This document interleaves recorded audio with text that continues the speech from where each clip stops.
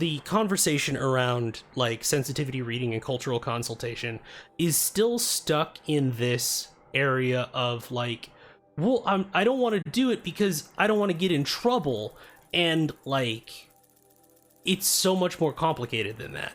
Like a lot of the time, especially because of how white the video games industry is broadly, that a lot of folks think that if they like say read a book about like, you know, indigenous peoples and histories in America and things like that, they're like, okay, you know what, I think I can handle this now, I know what I'm doing. And it's like, no, it's more complicated than that.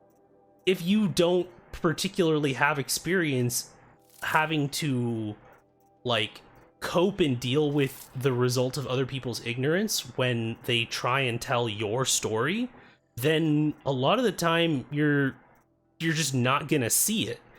And you know, that's what cultural consultation is there for. But it's also like that whole scenario and the people who get hired for cultural consultation versus the people who are doing the hiring means that the people doing the hiring frequently don't understand the sheer amount of labor that comes with cross-checking everything in a game like this or in a story. Yeah, pay your cultural consults, and also consider when you are reading a story from a culture that is not your own, even if you have great appreciation for that story, consider the very real possibility that that is not your story to tell, and those are not your elements to use.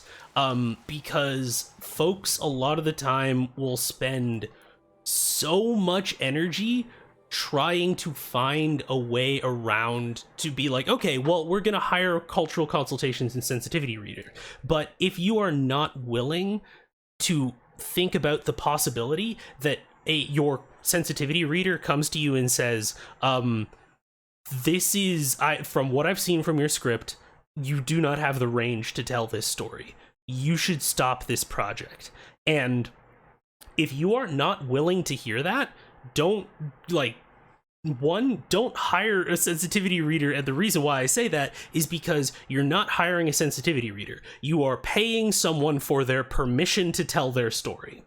Because if you are unwilling to hear no and respond to that appropriately, then you're not actually using a consult. What you're doing is just trying to manufacture consent.